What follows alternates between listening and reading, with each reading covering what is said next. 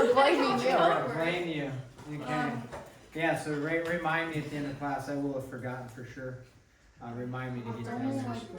Okay. I'll forget on purpose. Yeah. Okay, let's just do a few more. Oh, okay, here's a good one. Write the rule. We're going to do another example of, this is, where are we on? 4.4 continued.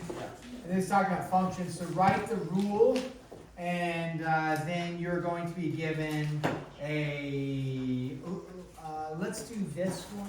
I don't know, we'll just call this number 1 here, it's fine. Now you're going to be given a chart like this, -3, -4. So it's the same thing that we were doing yesterday, just having to look at and find the patterns, okay? And then 1, 0, and then 3, 2. Okay. So go ahead, quickly try to write the rule in function notation. Remember, if you initially started out as y equals ... something, that's great. Then in the end, just go, oh, it's f of x equals something, okay? So go ahead, write the rule, check with your support team around you, what's happening. Yesterday we had one that we were like halving it, or something like that, right? So we were doing like 1/2 of x or something like that. I can't quite remember what it was.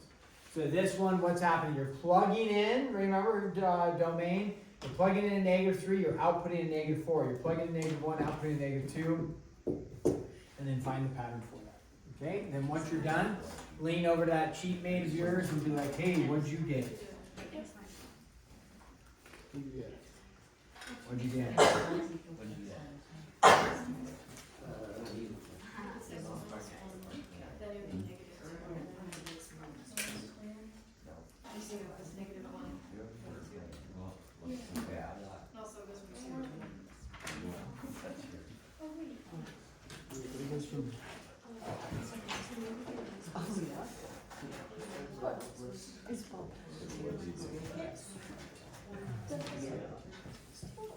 And then once you're done with that one, go ahead and check out this one.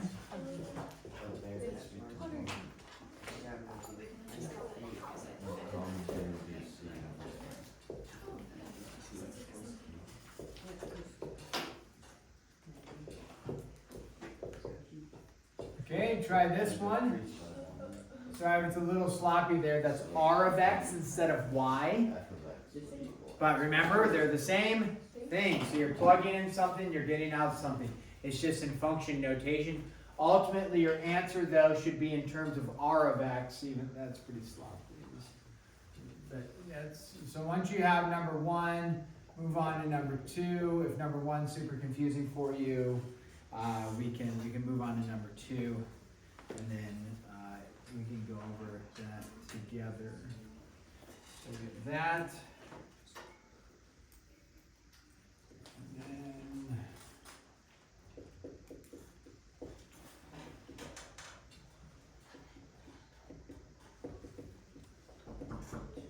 alright. Who is this that darkens our council?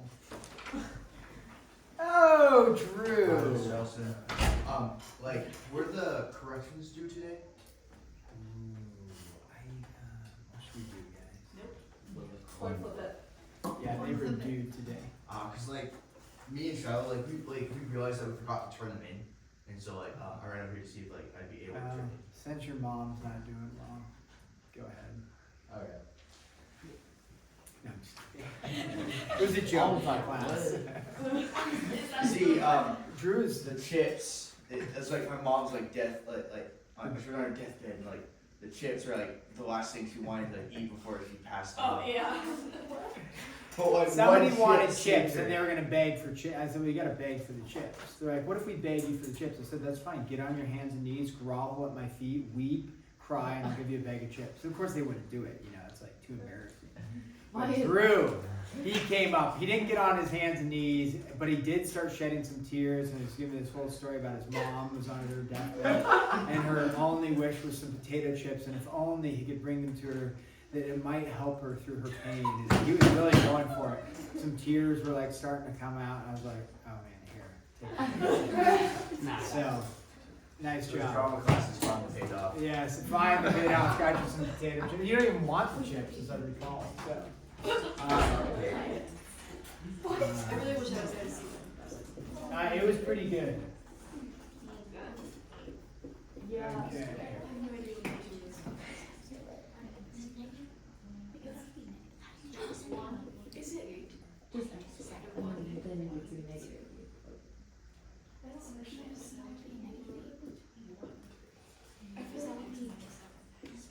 But even if it's negative x plus 6, so Oh. What? This is a revolutionary moment.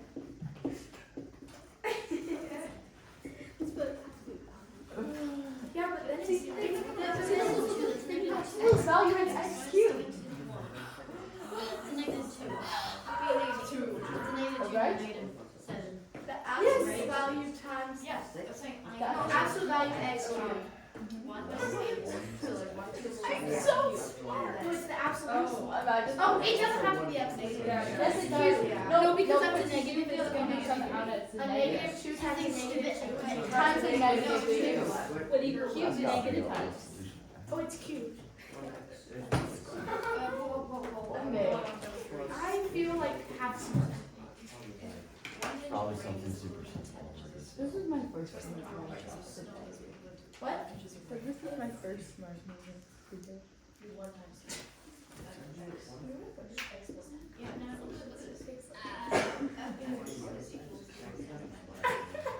F of X. Are you talking to me? Who else would I be talking to? The person that talks about baking sales. My family has been really on me with Baking Like, Baking my- is a verb. You can't use a verb. It's Okay, not a so baking if I said the word, so yesterday, my family and I were having a debate about this. If I said my class is historically known for being bad at geography, would that be wrong to say, like grammatically? My Historically class is known. historically known. If I said historically known instead of, what's it called? It's factually It's wrong. historically known as being known. We don't have a no, history what was the class. other word? Notoriously known. Would it be notoriously or historically? Notoriously. Historic. Historically? Yeah, it's like proven in the past. No, it's notorious. Historically, it's like hundreds of years ago. Why do you say I love it. Your class being bad at geography would never be in a history book. If it could be in a history book, it'd be historically. My family It stopped the could be if they conversation. were like so bad. All right. The first class you get all zeros on the report cards. So number one, let's go over number one together, and then we'll get to the other ones. The only problem with going with writing a bunch of stuff on the board is that people tend to, although if you have the answers and you're confident in it, that's fine. But we'll try to go over together, and then we can get over to those ones. So on the first one, we're going to write f of x, right? So you're inputting something, you're outputting something. What's happening? You input the x here, and then it got reduced by 1. You input an x, got reduced by 1. Input an x, got reduced by 1. So in other words, what would our function be? X minus 1. That one's not too bad, right? Input x, and then you subtract 1. Number two, a little bit more unique, because you're thinking, some people are probably thinking, right, I input a -2, I get an 8. That means I had to add 10 to it or something, right? Possibly. Or I had to multiply by a -4. Right? That's true, right? You multiply this by a -4, you get out 8. But if you multiply this by a -4, you get out 1. No. So the rule is broken if you were going that route, right? So what did anybody come up with? Oh, it's not. That absolute of x cubed. The absolute of x cubed? Like if x is an absolute and then you cube it. Oh, so your absolute value of x cubed, like this? Okay, Yes. let's check it out. Absolute value will always make something positive, which when you cube something, that doesn't make it positive, right? So if we drop the absolute value and put in a -2, and if I wrote -2 cubed, what's a -2 cubed? Well, -2 cubed is going to be a -8. The issue is you need out a +8. So this would be then the absolute value, and it's being cubed. 2 cubed is 8, 1 cubed is 1, 0 cubed is 0, 1 cubed is 1, 2 cubed is 8. And they're always positive, so we throw in the absolute value. Good job. All right. So some of those, with these, it just takes a little practice recognizing patterns. Now, I didn't do the other problems on the board that you have as well, but you'll have ones that have like these points on the coordinate plane, and you just have to look at, but they'll have it, they have all the grids like this, right? The grid marks. So you can be like, oh, this is over 1, up 2. And so you're just making a chart of the numbers and figuring out what's going on. So even though it's just in a graph format, you can find out inputs and outputs by looking at coordinate points for those. So if you have questions, we can do that. I just didn't want to draw a bunch of grid marks up there. Okay, here, number 3, we want to write a function for this. Okay. Now, it says if 1 inch of rain is equivalent to 10 inches of snow. Did you know that? That's a science thing. Really? Yeah, so if it snows 10 inches, what that represents is that would be like equivalent to 1 inch of rain. So if it's snowing, the thing is about 10 inches of snow, it'll start to compact as well. So, you're like, man, it snowed an inch in the valley, but there's not 10 inches of new snow in the mountains. But an inch of rain is a lot.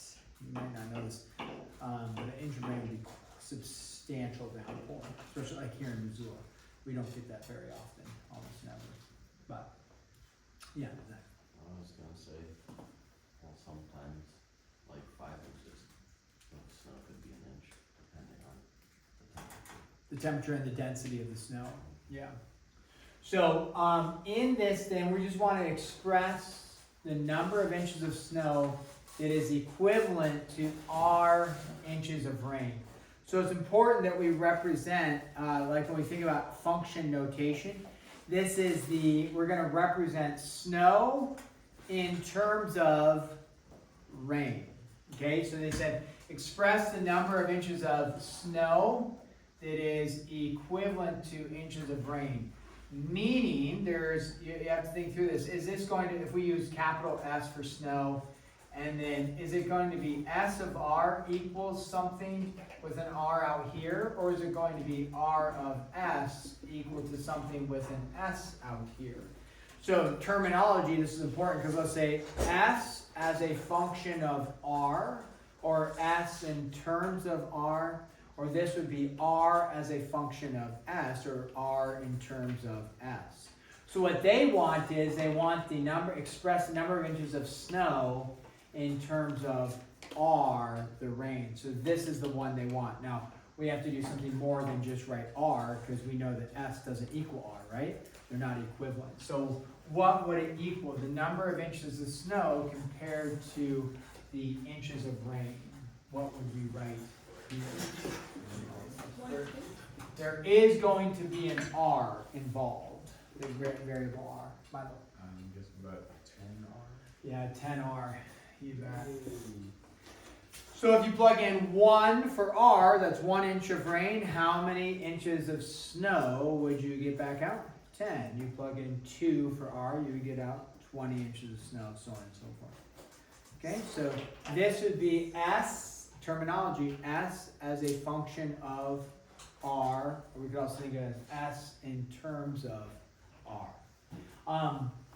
If you weren't writing function notation, you could just go like that. S equals 10R. That would be an equation, not function notation, but it would be an equation. You're going to see they're going to write the function notation, and that's what we want to aim for as well. But if you write the equation, S equals 10R, super easy to turn it into a function just by going S of R. You wouldn't write, remember, we wouldn't write S of like X equals 10R. Why would we not write it this way? Because it's like 3 variable. Yeah, this X doesn't match to that variable, right? So you wouldn't do that. So, so you can, if you have S and R, then it would be S of R. Okay. Now this one we're going to write a function, and then we're going to plug in and solve when it's 48 feet. Okay, so it says the height of a tree in yards, if you know that it is F feet tall. So you want to find the height of a tree in yards if you know it is F feet tall. So that means we are either going to have H of F, like the height of the tree in yards, or actually you could say yards if you want, yards of F equals something, then you would have an F over there, or the other way that you could consider, but we have to pay attention to is the correct way, the F in terms of Y. Y being yards, F being feet. So if you have Y of F, what you're going to do is you're going to plug in feet and output for yards. If you have this, F of Y, you're going to plug in yards and output feet. So when you look up here, they say they want you to express the height of the tree in yards if you know the feet. So if you know the feet, what are you going to be plugging in? You're plugging in feet, right? You're plugging in for F. So which one do we want to have? We want to have the left one here. You want to plug in for F, output for Y or yards, okay? So, if all we do is write that, is that going to be correct? No, because if you plug in like 48 feet, you don't get out 48 yards. Skills class from junior high, where they teach you this? Don't they teach you like units, some basic units? Their teachers that were Right now, yeah. So you should know. That's a good basic one. How many yards compared to feet? How many feet in a yard? 3, right? 3 feet in a yard. Very good. So, so what would we write here? Yeah, Milo, you're on fire today. F divided by 3. Yeah, F divided by 3. So there's 2 ways to write it. You could go F divided by 3. That's great. Or you could write 1/3 F. Either way is going to be acceptable. Okay? Why would it not be times 3? Because if you multiply the feet by 3, then you're increasing it by 3. To convert it to yards. So now that's your function, check, and now they say solve when you have a 48-foot tree, how many yards is it? So you would say, I've run out of room there, I need to leave that for one more day, the seniors thing. You would just say y of 48, because that's the feet, is equal to 1/3 times 48. And what's 1/3 times 48? 12. What? Nope. It was a good attempt though. 16. 16? How do we feel about 16? Yeah. Feel good? I feel pretty good about it. So 16 yards. So y of 48 equals 16 yards. Okay, we're going to stop there. Give you 25 minutes for work. Okay? This is due when? Tomorrow. That is due tomorrow. Except what do we have tomorrow? MCA. So will we probably grade it? No, but is it going to be on the MCA? Yeah, we'll have some fun and stuff like this on the MCA. So the actual. So it is due, but we probably won't grade it. How do you know when to like? If they give you, if they just say,